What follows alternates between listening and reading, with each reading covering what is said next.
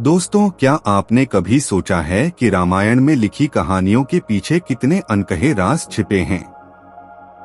आज मैं आपको रामायण के उन पहलुओं के बारे में बताने जा रहा हूं, जो न केवल चौंकाने वाले हैं, बल्कि हमें जीवन की गहरी सीख भी देते हैं। तो तैयार हो जाइए एक रोमांचक सफर के लिए। एक स्वप्न जो बदल गया वास्तविकता में। कहानी शुरू होती है उस रात से जब श्री राम को वनवास का आदेश मिला। लेकिन उस रात उन्होंने एक सपना देखा। सपना ऐसा था जिसने उनके जीवन का उद्देश्य ही बदल दिया। सपने में सप्तऋषियों ने श्री राम से कहा, हे राम, तुम्हारे वनवास का मतलब सिर्फ कष्ट नहीं है। यह एक ऐसा मार्ग है जिससे धरती पर धर्म की स्थापना होगी।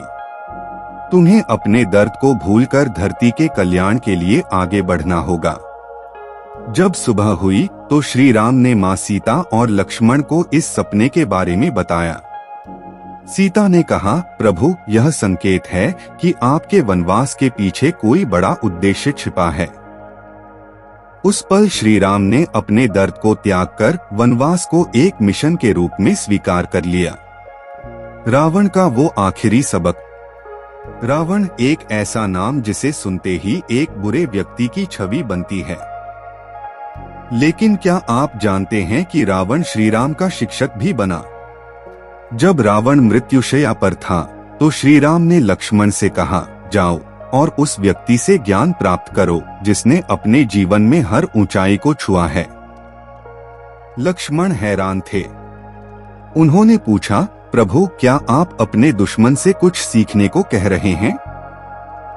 श्री राम ने मुस्कुराते हुए कहा, लक्ष्मण, ज्ञान कहीं से भी मिले वह अनमोल होता है।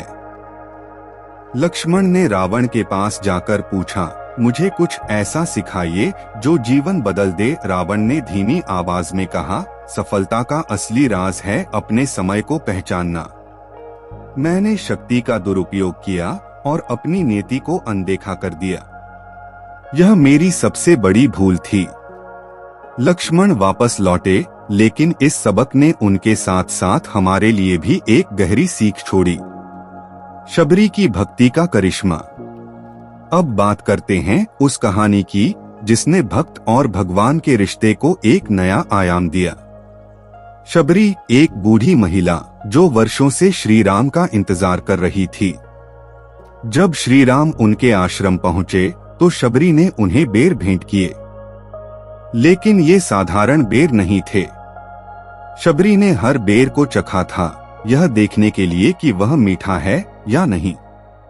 जब लक्ष्मण ने यह देखा तो वह गुस्से में बोले, भैया, यह तो जूठा है। श्री राम ने मुस्कुराते हुए कहा, लक्ष्मण, यह बेर जूठा नहीं बल्कि शबरी की भक्ति का प्रतीक है। इसमें प्रेम और समर्पण का स्वाद है। यह सुनकर शबरी की आंखों से आंसू बहने लगे। समुद्र का घमंड और श्री राम का धैर्य। लंका जाने के लिए जब श्री राम ने समुद्र से रास्ता मांगा तो 3 दिन तक समुद्र ने कोई उत्तर नहीं दिया। तीसरे दिन श्री राम ने क्रोधित होकर अपना धनुष उठाया। तभी समुद्र प्रकट हुआ और बोला, हे राम, मुझे क्षमा करें। मैंने आपका धैर्य परखा। आप जैसे राजा को क्रोधित देखना मेरे लिए शिक्षा थी कि न्यायप्रिय व्यक्ति को भी कभी कभी अपनी शक्ति दिखानी पड़ती है। यह घटना हमें सिखाती है कि धैर्य और शक्ति दोनों जीवन में समान रूप से जरूरी हैं। सीता की शक्ति।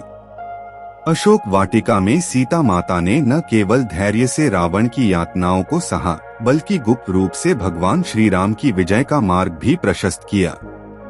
एक कथा के अनुसार उन्होंने देवी दुर्गा का आह्वान किया और प्रार्थना की कि श्री राम को शक्ति और विजय मिले। कहा जाता है कि इस प्रार्थना ने श्री राम को रावण के साथ अंतिम युद्ध में मानसिक और आध्यात्मिक शक्ति प्रदान की। रामराज्य का गुप्त राज। जब श्री राम अयोध्या लौटे और रामराज्य की स्थापना की तो उन्होंने एक गुप्त ग्रंथ लिखा। इस ग्रंथ में उन्होंने धर्म, न्याय और नेतृत्व के सिद्धांत बताए जो आज भी अदृश्य रूप से हमें राह दिखाते हैं।